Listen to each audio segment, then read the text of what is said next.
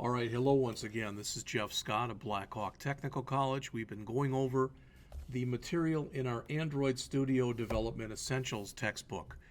I'm on Chapter 10 right now, Understanding Android Application and Activity Life Cycles.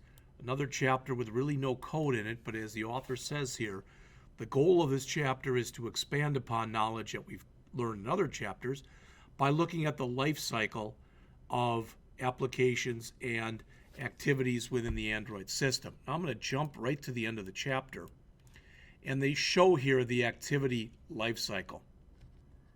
All right, and I think that was the picture I wanted to show you. Yep, that's it, right towards the end of the chapter here. All right, but I also wanted to show you this in case you care.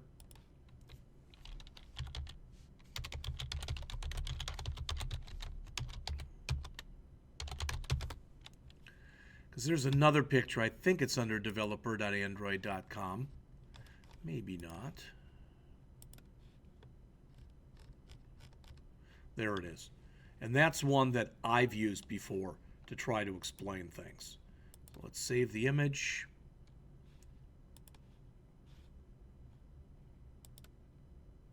All right, and we'll come to that in a little bit. Okay. So jumping back into our text.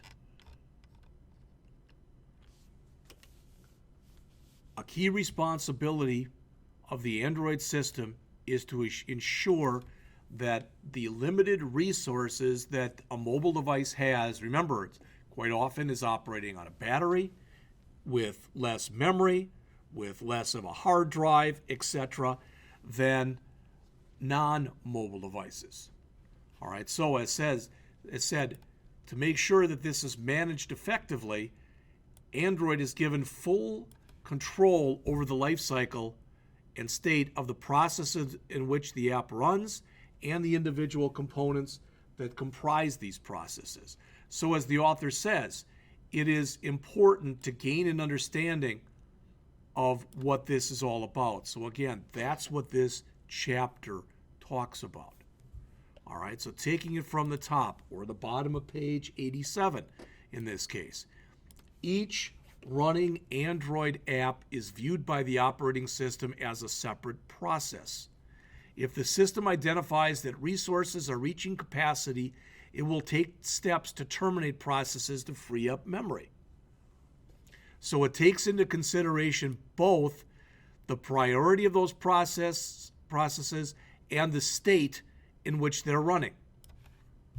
Google refers to this, as mentioned there, as a priority or importance hierarchy. Processes that are at the lowest end of the hierarchy will be removed on an as-needed basis when more resources are required.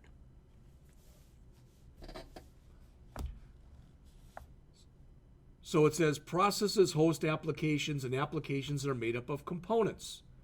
The current state of a process is defined by the highest ranking component within the app that it hosts. One thing to realize is this whole thing that's shown here from a highest to lowest priority. This is referred to as a LIFO type of queue. In other words, the last one in is typically the first one out. We're not talking about priority here, but we're talking about what ends up being queued in the system. So, within Android, the current state of a process is defined by the highest ranking active component within the app that it hosts. So it can be in any one of these 5 states, which takes up the majority of pages 88 and 89 in your book. First are foreground processes. As mentioned there, they're assigned to the highest level or the highest level of priority. At any one time, they are unlikely to be more than 1 or 2 foreground processes active. These are also the last processes to be terminated by the system. To become a foreground process, the process must meet one or more of the criteria as shown on the bottom of page 88. That is, they must host an activity with which the user is currently interacting, or host a service connected to the activity with which the user is currently interacting, or host a service that has indicated via call to start foreground that termination would be disruptive to the user experience, or hosts a service that is either executing its onCreate, onResume, or onStart callbacks, or hosts a broadcast receiver that is currently executing its onReceive method. So there are the things that the system does not want to give up on. Next, we have visible processes. Visible processes are processes containing activities visible to the user, but not the activity with which the user is currently interacting. They mention on the top of page 89, this is typically the case when an activity in the process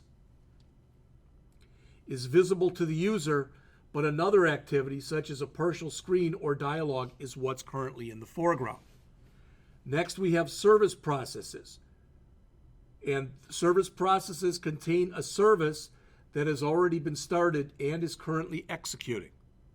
Remember those service processes, those services we talked about in the last chapter, they don't have a UI associated with them. Background processes, that's one or more activities that are not currently available or visible to the user, and they do not host a service that qualifies for service processor status. Processes in the background process are at risk of being terminated if additional memory is needed by the system. Finally, you have empty processes. Those are the lowest, as you can see. They're processes which no longer contain any active apps and are held in memory ready to serve as hosts for the newly launched processes. So again, all that stuff is explained in here. All right. Inter-process dependencies. As a basic rule, as they mention here, the Android documentation states that a process can never be ranked lower than another process that it is currently serving.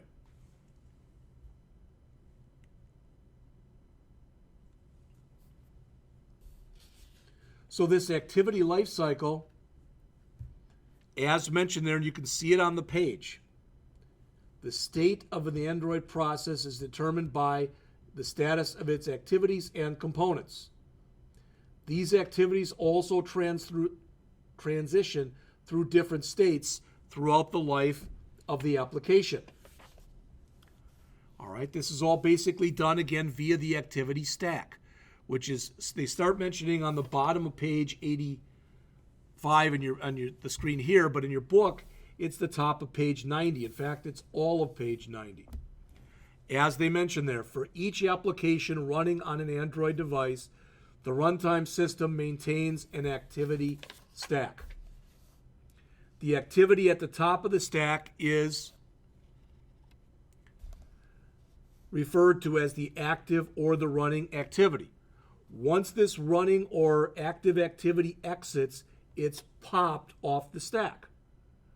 So again, last in, first out. The last in was the one that's currently running. When that activity exits, the activity located immediately beneath it now becomes the currently active activity. So new activities are pushed on to the top of the stack when they're started.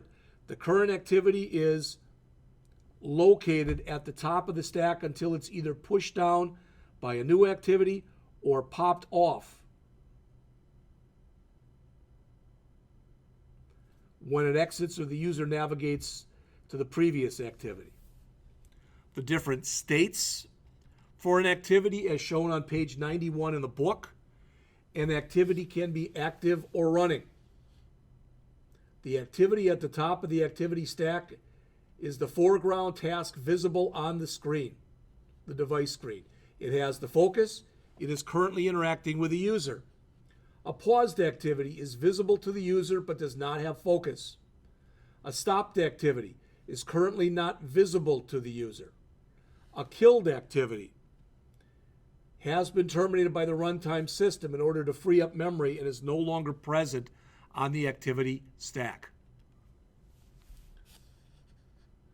They mention it here in the next couple paragraphs. It says, so far in this chapter, we've looked at two of the causes for a change in state: mainly the movement of an activity between foreground and background, and the termination of an activity to free up memory. It says there, in fact, there's a third scenario.